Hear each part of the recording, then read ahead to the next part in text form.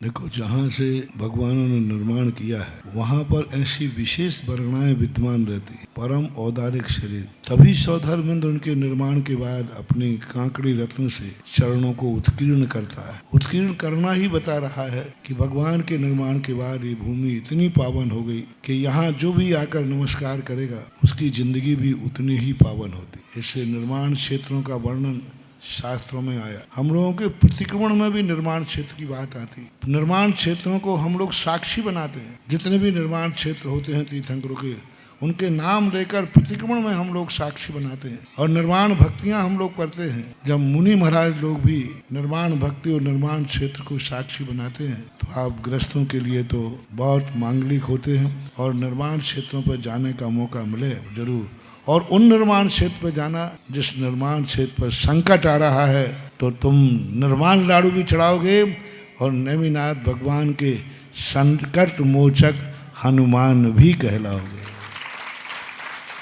क्योंकि क्षेत्र उजड़ने का कारण है तुम्हारा नहीं पहुंचना, तुम्हारी वहां उपलब्धि नहीं होना। जिस रास्ते पे हम चलना आना बंद कर देंगे उस रास्ते पर घास उग जाती है और को धीरे धीरे पता चलता है कि रास्ता भी गायब हो जाता है। यदि रास्ते पे हम जाना आना बना रखेंगे तो कम से कम ये तो होगा कि रास्ता है, कम से कम ये तो मालूम रहेगा कि नेमिनाथ भगवान गिरनार से मोक्ष गए थे। ठीक है, थोड़ी प्रतिकूलता होती है, कुछ वहाँ अराजकताएं फैलती हैं, लेकिन यदि हम जाते आते रहे तो कम से कम निर्माण स्थली को जीवित रख सकते हैं। और दुनिया की दृष्टि में हो सकता है कि जैनों की भी श्रद्धा का केंद्र है। इसलिए खास तौर से मेरा गुजरात वालों से कहना है कि पहली बात तो बहुत दुर्भाग्य होता है, बहुत दुर्भाग्य से किसी प्रांत को भगवान का कोई कल्याणक मिलता है। वो सौभाग्य चौथे काल में नहीं होता। चौथे काल में सभी का जन्म अयोध्या में होता है, निर्माण शिखर जी से होता है। पंचम काल के हुंडापन भी दोष को भी अपन पुण्य का उदय मान लें कि नेमिनाथ भगवान, महावीर स्वामी, वासुदेव भगवान और आदिनाथ भगवान, इनके निर्माण अन्यत्र हो गए। जो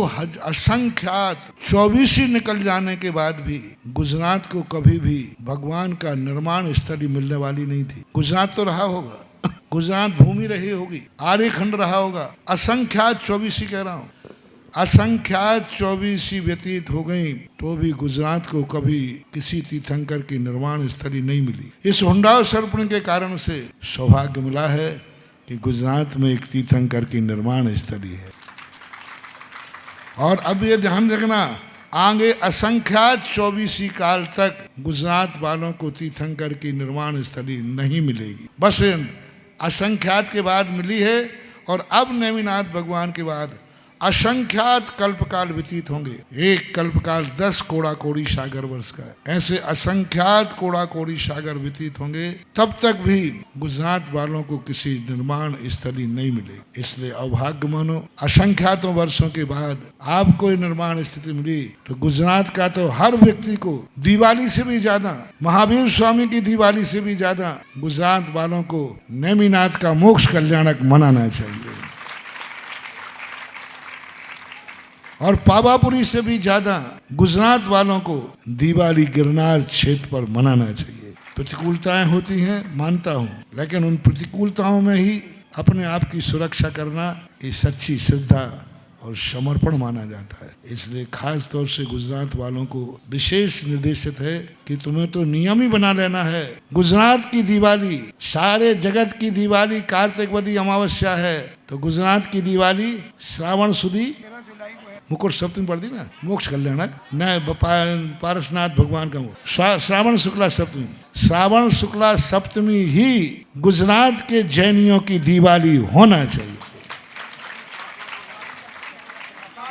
सारी दुनिया के लिए गुजरात में होना चाहिए कि गुजरात की दिवाली कौन से दिन है? जिस दिन पारसनाथ भगवान को मोक्ष की, नेमिनाथ पारसनाथ नहीं, नेमिनाथ, पूरे गुजरात के लिए ये संदेशा है। पूरे गुजरात के जैनियों के प्रांत के नाम ये संदेशा है, उपदेश है, टेक टू ऑर्डर। और सबके लिए ये बात है कि नेमिनाथ भगवान का मोक्ष कल्याणक ही गुजरात के जैनियों का दिवाली होना चाहिए कम से कम, और उनका प्रसिद्ध होना चाहिए कि गुजरात के जैनी नेमिनाथ भगवान के मोक्ष कल्याणक को ही दिवाली मनाते हैं। क्योंकि तुम महावीर स्वामी की दिवाली तो गुजरात वाले वैसे ही नहीं मनाते, क्योंकि गुजरात का एक पैटर्न है कि दिवाली के 2 दिन पहले सब घर खाली करके होटलों में मस्ती में चले जाते। 75-80% गुजराती दिवाली घर की नहीं मनाता, घूमने का शौक उनको बहुत होता है। तो दिवाली तो तुम्हारी घूमने में जाएगी।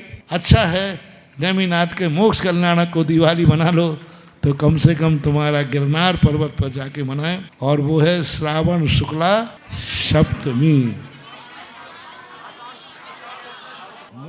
मोक्ष सप्तमी है, श्रावण शुक्ला सप्तमी। नेमिनाथ की कौन सी है? आषाढ़ शुक्ला सप्तमी। हाँ, वो पारसनाथ की ध्यान आ रहा है, मुकुट सप्तमी। आषाढ़ शुक्ला तारीख क्या है?